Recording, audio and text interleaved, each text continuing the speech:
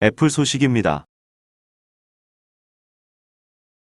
비전 프로 생산 목표 40% 이하로 줄여.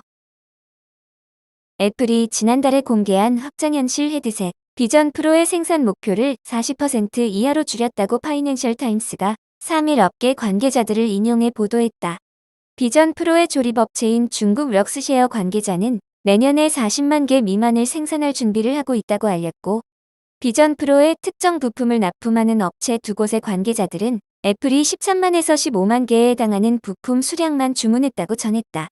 당초 애플이 내부에서 목표로 잡은 비전 프로의 첫 12개월 판매 목표는 100만 개다. FT는 소량으로 감소한 생산 전망치는 생산 규모 확대에 대한 애플의 부족한 자신감을 보여준다고 분석했다. 업계에서는 애플이 6월 5일에 신제품을 공개하고 본격 판매를 내년 초로 미룬 것도 공급망 차질 때문일 것이라고 추측했는데, 실제로 FT가 취재한 럭스셰어는 비전 프로를 조립하는 유일한 업체다. 특히 비전 프로의 스크린 생산이 발목을 잡는다. 비전 프로에는 2개의 마이크로 유기발광 다이오드 디스플레이가 장착되는데 생산이 까다롭다. 헤드셋 이용자가 외부를 볼 수 있으면서 내부에서는 고해상도를 볼 수 있는 디스플레이를 제조하기가 어렵다는 설명이다. 디스플레이는 비전 프로에서 가장 비싼 부품이기도 하다. 기술 컨설팅 회사 DD 어드바이저스의 설립자 제이 골드버그는 논란이 된 $3,500 가격표도 결국 생산 비용 비효율성과 낮은 제조 수율 때문일 것이라고 설명했다. 그는 비전 프로는 지금까지 만들어진 소비자 기기 중 가장 복잡하다며, 비전 프로에는 생산 확대에 시간이 걸리는 많은 기술들을 내포하고 있다. 애플이 판매 첫 해에 큰 돈을 벌진 못할 것이라고 말했다. 애플은 비전 프로보다 저렴한 헤드셋 버전을 출시할 계획이다. 그러나 비전 프로 판매 목표치를 낮춘 상황이라 저렴한 버전 출시 계획도 연기될 수 있다는 관측이 나온다. 오히려 한정된 생산 규모의 비전 프로가 불티나게 팔릴 것이란 전망도 있다. 시장 조사업체 카날리스의 제이슨 로우 애널리스트는 충성도가 높은 애플 팬들과 미국의 고액 자산가들에 의해 제품이 곧 매진될 것이라며, 애플이 내년에 약 35만 대를 생산하고 5년 후에는 1260만 대를 생산할 것이라고 내다봤다. 마이크로소프트 소식입니다. EU 반독점 조사 직년. 마이크로소프트가 유럽연합 반독점 당국과 현재 진행 중인 협상이 결렬되면 몇 달 안에 반독점 조사를 받을 가능성이 있다고 로이터 통신이 소식통을 인용해 3일 보도했다. MS는 세일즈포스가 소유한 업무용 메신저 앱인 슬랙으로부터 경쟁 규칙 위반으로 제소당했다. 슬랙은 MS가 2017년 자사의 오피스 365에 무료로 업무용 메신저와 비디오 앱인 팀스를 추가한 것은 불공정행위라고 주장했다. 슬랙의 제소 후 MS는 EU 당국과 지난해 협상에 들어갔다. MS는 최근 팀스 앱을 뺀 오피스 제품의 가격을 인하하겠다고 제안한 것으로 알려졌다. 이에 대해 EU는 오피스 제품 가격 인하가 경쟁업체와 소비자들에게 선택권을 제공할 것이라며 긍정적으로 평가했으나, 오피스 제품 가격 인하 폭을 확대할 것을 요구하고 있다고 소식통은 전했다. MS 대변인은 우리는 조사에 적극 협조하고 있으며 EU 당국과 고객들의 우려를 불식하는 실용적인 방안을 수용할 준비가 돼 있다고 밝혔다. MS가 EU 반독점 규칙 위반 판정을 받으면 전 세계 매출액의 10%를 벌금으로 내야 한다.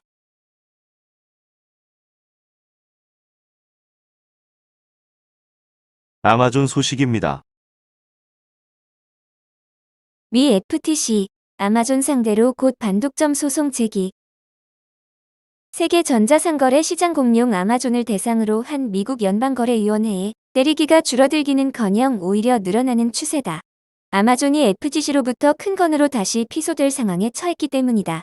FTC가 소송을 진행하면 아마존은 올해 들어 벌써 4번째 법정 공방을 벌이게 된다고 CNBC 방송, 블룸버그 통신 등 외신과 연합뉴스가 29일 보도했다. 이 사안의 정통한 복수의 소식통은 FTC가 수준의 아마존을 상대로 전자상거래 시장의 반독점 위반에 대한 소송을 제기할 예정이라고 밝혔다. 소식통은 FTC가 이미 수개월 전부터 이 사안에 대해 조사해왔으며 소장을 제출할 법원 등 주요 세부 사항도 이미 결정했다고 전했다. 또 FTC는 8월 인사가 있기 이전에 소송을 제기하기를 원한다며, 다만 시기는 다소 늦어질 수도 있다고 덧붙였다. FTC는 지난 21일에는 고객을 속여 유료 회원제 프로그램인 아마존 프라임에 가입하게 하고 취소 절차는 복잡하게 만들어 관련법을 위반했다며 소송을 제기했다.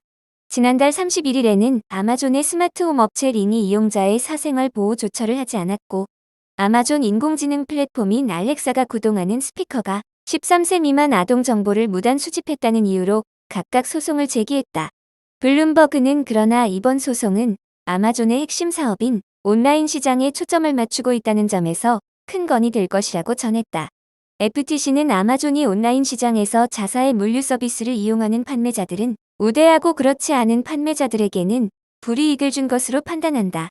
현재 아마존은 온라인 판매의 절반 이상을 차지하는 제3자 판매자들이 물품을 판매할 때마다 수수료를 받는다. 이들 판매자는 창고 보관과 배송, 광고에 이르는 아마존의 서비스를 이용할 때도 수수료를 지불한다. 그러나 아마존은 이런 서비스를 이용하지 않는 판매자에게는 상대적으로 불이익을 줘왔고 공정위는 이에 대한 증거를 수집한 것으로 알려졌다.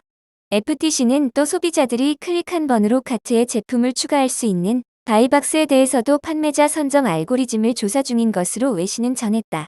FTC가 소송을 제기하기 전에 아마존이 해결을 시도할 가능성도 있지만 FTC가 합의할 가능성이 작은 것으로 예상되고 있다.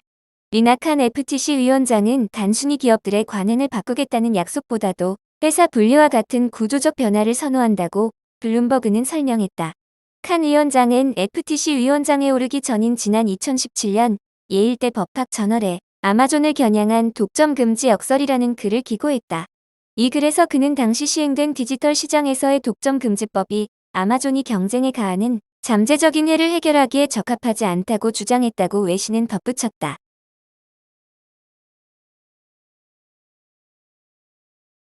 구글 소식입니다. 캐나다서 뉴스 서비스 중단 선언. 캐나다 의회가 디지털 플랫폼의 뉴스 사용료를 내도록 하는 법안을 가결 처리하자 구글 뉴스 서비스를 중단하기로 했다. 구글은 블로그를 통해 법이 시행되면 불행히도 캐나다의 검색 등에서 캐나다 뉴스 링크를 빼야 할 것이라고 정부에 알렸다고 밝혔다. 이어 우리는 이 결정과 그 영향을 가볍게 여기지 않는다며 캐나다 매체와 이용자들에게 가능한 한 빨리 투명하게 알리는 것이 중요하다고 믿는다고 덧붙였다. 구글의 이런 결정은 지난달 22일 메타와 구글 등 디지털 플랫폼이 지역 매체의 뉴스 사용료를 내도록 하는 법안이 캐나다에서 통과된 데 따른 것으로 캐나다 하원에 이어 상원은 디지털 플랫폼 기업들이 현지 매체와 뉴스 사용에 관한 계약을 맺도록 하는 온라인 뉴스 법안을 가결 처리해 법 시행만을 앞두고 있다. 이 법은 일정 규모 이상의 플랫폼 기업이 뉴스 콘텐츠를 게시하는 대가로 관련 콘텐츠를 제공한 매체의 사용료를 지급하도록 하고 있다. 앞서 페이스북 모회사 메타도 법 통과 후 온라인 뉴스법이 시행되기 전에 캐나다의 모든 이용자에 대해 페이스북과 인스타그램에서 뉴스 제공을 종료할 것이라고 밝힌 바 있다. 캐나다 미디어 매체들은 페이스북과 구글이 온라인 광고 시장에서 큰 점유율을 차지하면서 수년간 재정적 손실을 봤다며 이들 기업에 대한 규제 강화를 요구해왔다.